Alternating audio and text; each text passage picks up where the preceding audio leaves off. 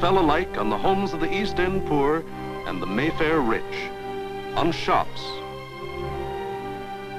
hospitals, churches.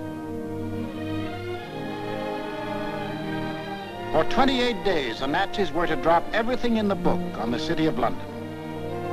Tons upon tons of high explosives, delayed action bombs that exploded days later, torpedoes that sheared away whole buildings. And underneath the war in the air, the war of the man in the street went on.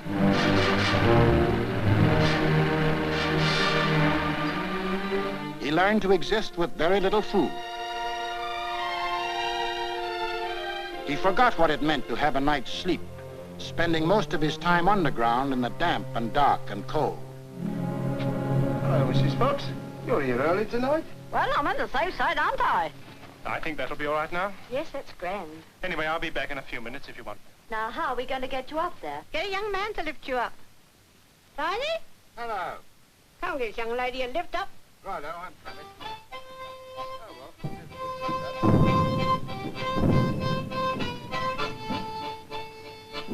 The air raid wardens stayed at their posts. Doctors and nurses worked on steadily as the bombs crashed all around them. Rescue squads labored night and day. Hey, Gordon, I found her.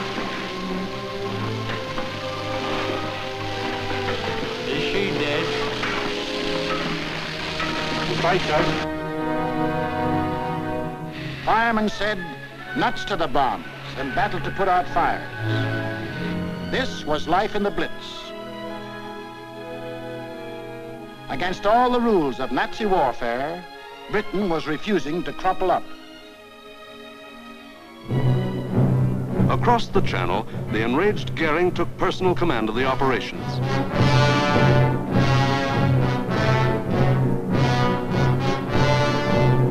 And on September 15th, he sent the Luftwaffe into one of its greatest attacks.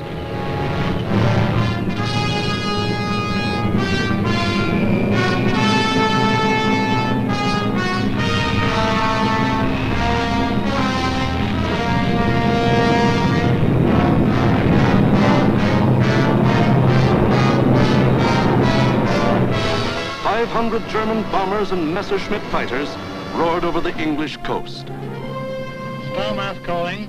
Planes heard 3 miles southwest. Scout for hostile planes approaching from the southwest. The British met the challenge by throwing in everything they had.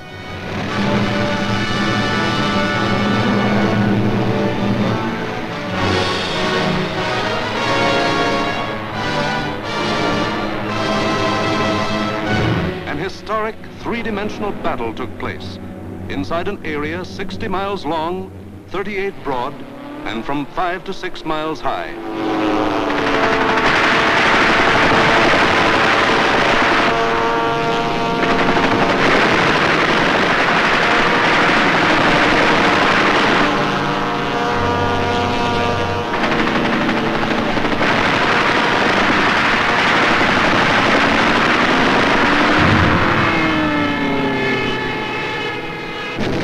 200 individual dogfights took place within the first 30 minutes of the raid.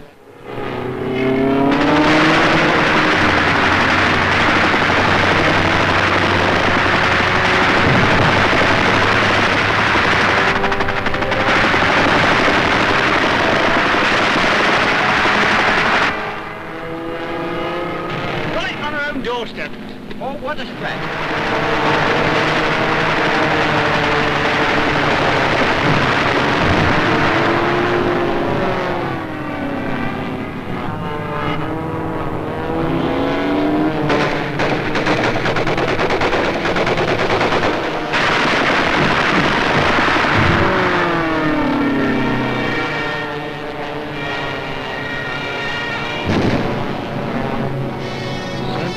London 1.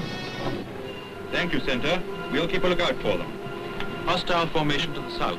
Some of the German bombers broke through London's defenses.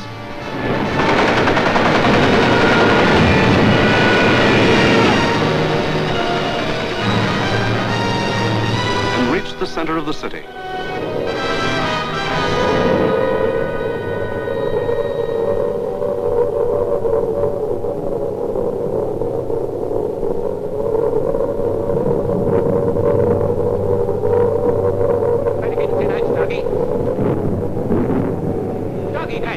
Oh, the tinettes, okay.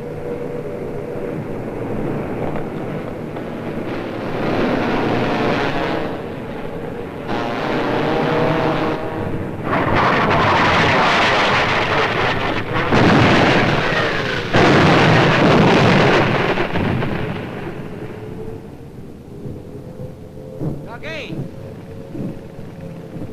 Doggy, where are you?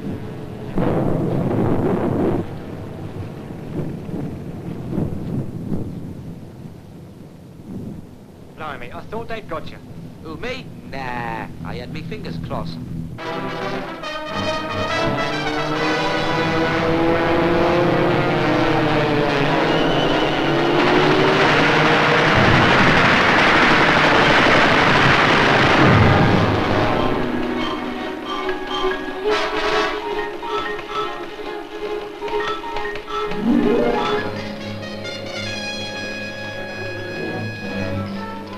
Air Ministry communique.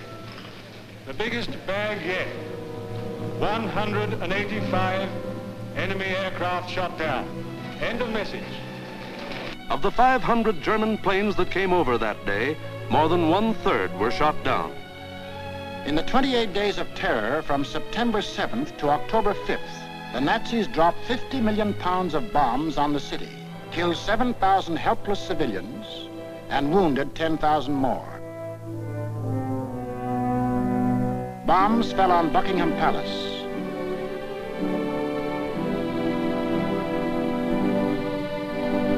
Westminster Abbey, the Houses of Parliament, Fleet Street, the center of the news, St. Paul's Cathedral. Bombs blasting the historic past out of the lives of Englishmen.